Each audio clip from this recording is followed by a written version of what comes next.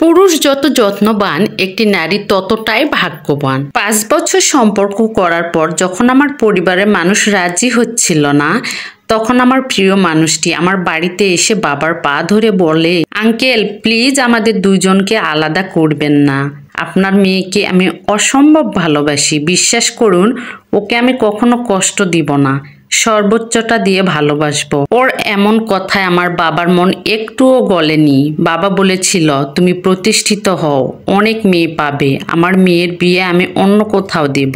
ও বলল, please uncle এমন কথা বলবেন না, আমি অশিক্ষিত না, আমার চাকরি হয়ে যাবে। বাবা বলল, তো করে দেখাও।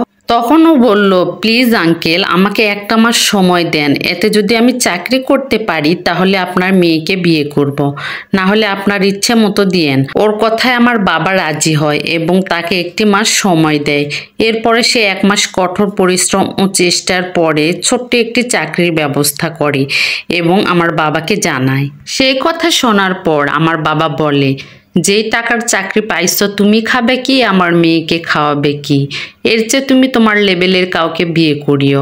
বাবার এমন কথা আমি ভীষণ কষ্ট পেয়েছিলাম এবং মনে স্থির করেছিলাম প্রিয় মানুষটাকে বিয়ে করব, সেটাও আবার পরিবারের বিরুদ্ধে গিয়ে। যেই মানুষটা আমাকে পাওয়ার জন্য এত কষ্ট সহ্য করতেছে, পরিশ্রম করতেছে, আর যাই হোক সে আমাকে দুঃখ কি বুঝতে দিবে না, যেই ভাবনা সেই কাজ। সেই রাতে ওকে বললাম চলো পালিয়ে যাই, তারপরে যা হবে দেখা যাবে।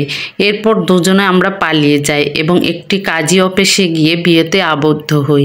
সত্যি ওকে বিয়ে করে আমি কোনো ভুল করিনি। বিয়ের আগে ও আমাকে যতটা বেশি ভালোবাসতো, বিয়ের পরে ও আমাকে তার চেয়ে দ্বিগুণ পরিমাণ বেশি ভালোবাসে। ও আমার অনেক বেশি যত্ন করে, খেয়াল রাখে।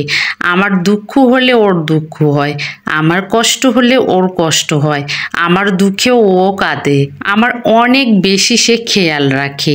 তারপর বিয়ের 1 বছর পর আমি কনসিভ করলাম। সে আমার অনেক বেশি যত্ন করে।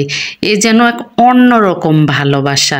সত্যি ভাগ্য করে এমন একজন স্বামী পাওয়া যায়। তারপর আমার বেবি হলো। সে আমার যত্নের তাও কোনো কমতি করে না। সে আমাকে যতটা ভালোবাসতো তার ভালোবাসা ততটাই রয়ে গেছে। আমার প্রতি তার কোনো দিন কখনো অবহেলা দেখিনি বা ভালোবাসার কোনো কমতি দেখিনি। আজ 10 বছর হয়ে গেল আমাদের বিয়ে হয়েছে। আমাদের মধ্যে কখনো কোনো ঝগড়া হয়নি বা কখনো কোনো তুই তাকারি বলে গালিগালাজ হয়নি। কষ্ট কি জিনিস আজ পর্যন্ত আমার স্বামী আমাকে বুঝতে দেয়নি।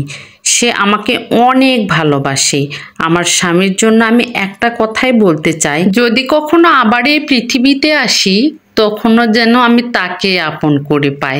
আমি যুগ যুগ ধরে তাকেই স্বামী হিসেবে পেতে চাই। তো পুরো গল্পটা ছিল একটা আপুর জীবনী থেকে নেওয়া। তো সবার ভাগ্যে কিন্তু এমন যত্নবান স্বামী পাওয়া যায় না, যে পায় সে মূলত ভাগ্যবতী। তো গল্পটা যদি ভালো লাগে তাহলে অবশ্যই ভিডিওটাতে লাইক কমেন্ট শেয়ার দিয়ে সবাই একটু পাশে থাকবেন। দেখা হবে নেক্সট কোনো ভিডিওতে। Tata, bye bye.